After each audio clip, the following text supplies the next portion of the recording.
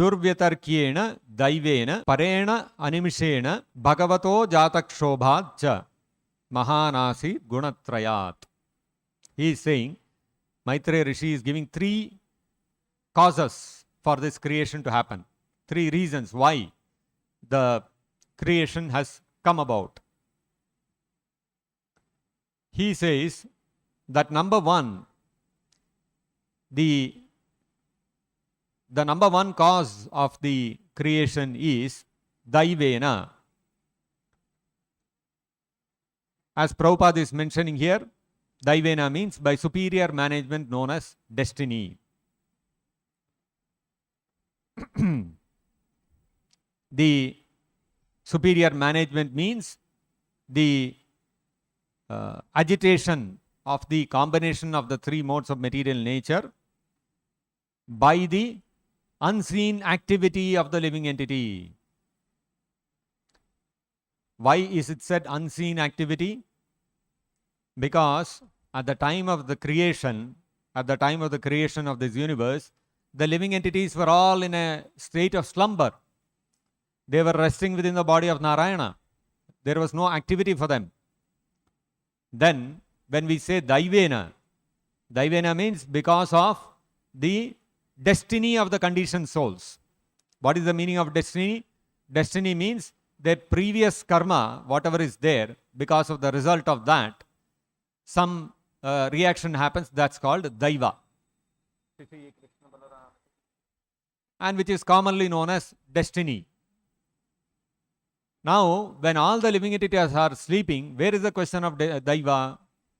Therefore, it is said here that it is unseen. The activity of the living entity which is unseen. Meaning, at that point of creation, the living entities might seem to be inactive. But then millions of lifetimes they have committed so many activities and all their reactions are waiting to fructify. All that destiny has to act in the life of the living entity, and all those fruits the living entity has to either enjoy or suffer. Therefore, it is unseen activity of the living entity, which is Daivena. That is the first cause why this creation has to happen.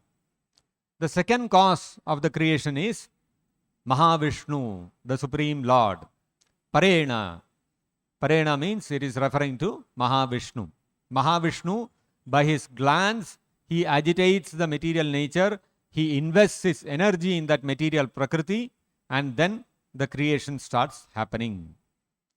And the third thing is the animishena, by the force of time.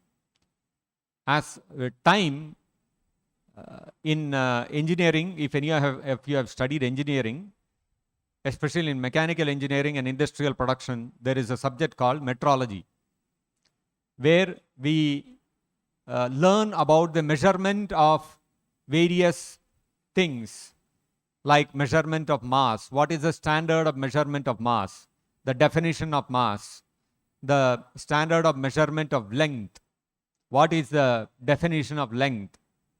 And like this, all the we study about the British units, we study about the imperial units, we study about the SI units, metric system. All these are part of the subject called metrology. In that, there is also a description of the measurement of time. When we were studying this subject, our professor who was teaching us, and he said, time is measured by seconds, minutes and hours. And there is a way of establishing the standard of second. There is some object which is kept and the amount of time it takes for that. They have the amount of time, some atomic activity has to happen under certain standard conditions. That is defined as a second. But definition of time itself, the professor said, we cannot define time. So modern science is unable to define time. Of course, they are able to define how to measure time. But what is the definition of time? They are unable to explain. But then, Srila Prabhupada gives a very wonderful and simple definition for time.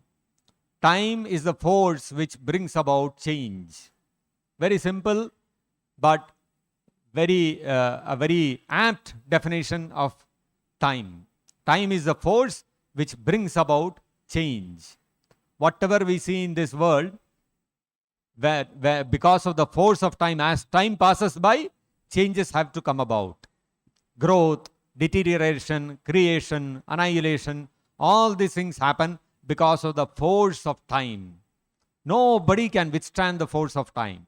We cannot stop time. We cannot we can stop the clock from ticking. Remove the battery, the clock will stop ticking. But you cannot stop time from moving. Whether your clock is ticking or not, time is going on.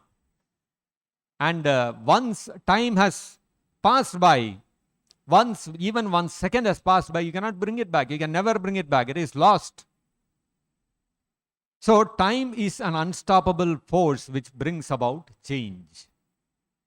And this is another cause of this creation. Because as time goes by, activity has to happen. Nothing can remain inactive. Time forces objects into action. And therefore it is said, animishena, another cause of this creation is the force of time.